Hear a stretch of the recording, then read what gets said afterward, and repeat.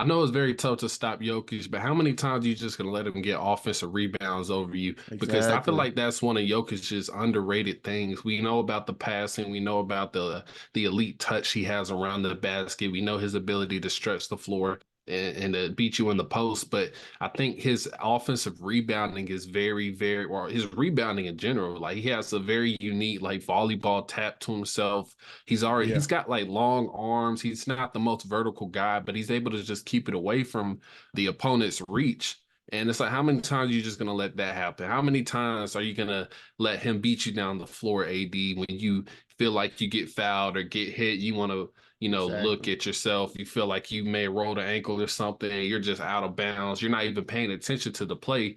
Meanwhile, Jokic is doing a full sprint, even though it's not the fastest sprint. Like he's putting all effort into getting down to that block before you, and then people like you leave KCP wide open. How many times are we not going to rotate and just allow them to get those easy looks? How many times are you going to let Murray put you to sleep with his rocking, with his between the legs move, whatever he does, and just step back and shoot it over you? How many times are you just going to allow these same things to continue happening? And it's just the fact that it's happening in the same fashion. You're allowing the same things. It's like at some point you're not going to win by just continuing to give them the opportunities and chances that they're good at. Like you are going to lose these many games if you don't change anything or force them to do something different. It's hard to you can't stop defense. I mean offenses in the NBA, but you can do your best to make them do something different, do something uncharacteristic, or take away something. And until you do that, you're just going to keep losing, and you're going to keep losing in the same way. You're going to get swept.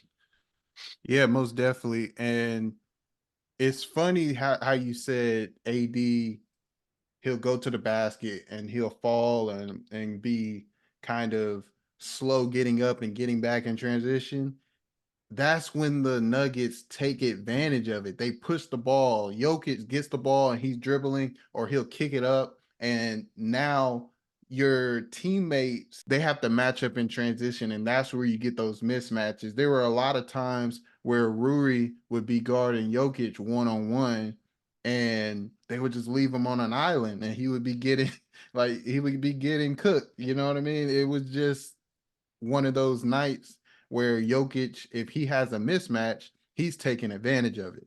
And so for me, definitely effort, getting back on defense, transition defense, making sure that we're being locked in, we're not losing our matchups, and then hitting shots or hitting more shots consistently.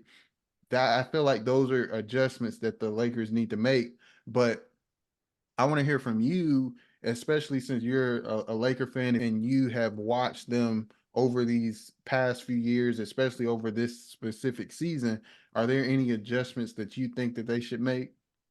I think LeBron's going to have to take more initiative to be the guy that's on Jokic. I think that they're continuing to try the Rui tactic where they put him on Jokic and then they have AD lurking off of Aaron Gordon. I think they're going to have to switch Rui and LeBron. Now, I know it's probably more so of saving LeBron's energy. We saw him ducked off on Peyton Watson a lot last game. Um, I think Peyton's like a 30% three-point shooter, so they were allowing him to take a lot of threes. I know we hit one or two last night, Okay. but I think that they're gonna really need to just gonna have to take more of an initiative or try to muck things up or make it a lot more difficult. Now, Jokic did have some pretty easy buckets against LeBron, but we're gonna need somebody with a little bit more strength, a little bit more IQ as far as how to guard Jokic, the importance of what it takes. We saw what he did against Zion.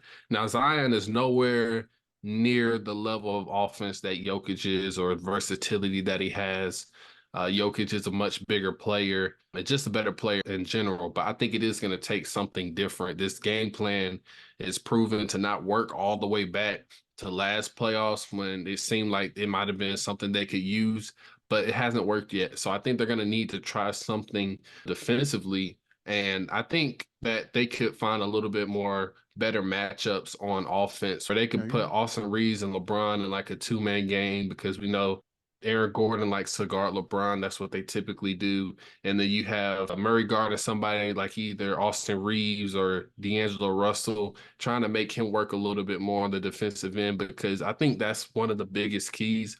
He only had, I think, 22 points last night, and it wasn't his best shooting night, but you felt every single one of those buckets that Murray made. And I think if you can make him work a little bit more, make him utilize more energy defensively, then maybe he doesn't get as much lift on those shots. Maybe some of those fall short. Maybe some of those don't go in, because I think that's one of the keys. Now, Michael Porter Jr. can shoot you out the game. KCP to a lesser degree can kill you with some of his spot up threes, but I think the key is getting Murray to not be as effective as he usually is, because we know he raises his game in the playoffs. But I think that's just some things. Putting LeBron on Jokic, tiring Murray out on the other end when he plays defense, and then just being smarter and not letting go of the rope, especially down the stretch, and executing better, not getting careless on the turnovers. I think those are things that'll give them a better chance to actually secure those big leads they sometimes can get on the Nuggets.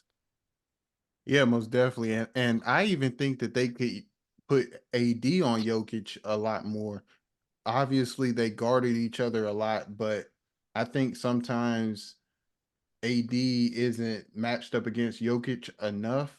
So you can rotate between him and Bron, give him those different looks, because I think those are probably the only two players on the Lakers that have a legit chance at guarding Jokic more consistently than just leaving Rui on an island against him. And that's no knock to Rui. It's just that's not a favorable matchup for the Lakers and Rui. So it's just going to be tough. And it's going to be interesting to see how the coaches adjust and the chess match they play, because at the end of the day, the Nuggets just have a better starting five than the Lakers.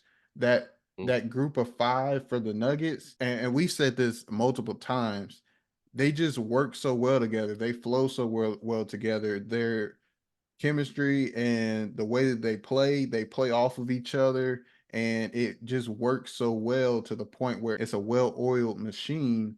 So, like you mentioned, even though you probably do tire Murray out, you still have players like Michael Porter Jr. You still have KCP, who had a lot of threes in a quarter and can shoot the ball very well and attack closeouts very well, drive and kick, things like that, while he's playing very good defense on that side of the ball. You have Gordon, who's in that dunker spot, plays it very well and plays off of Jokic and Murray very well.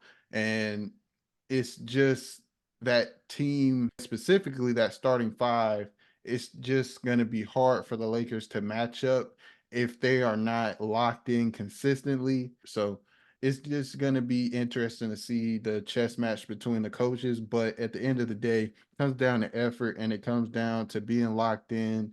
And can the Lakers hit shots enough to hang in there with the Nuggets?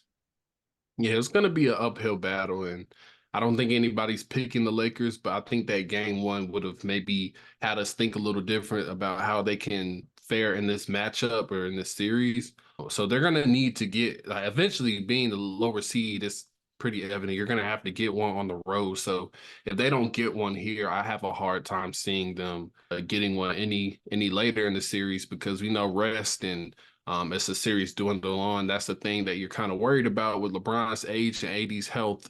So they're going to need to win this game too. I think tomorrow night they play, because Yep. if not, I think it's going to be very similar to the conference finals we saw last year.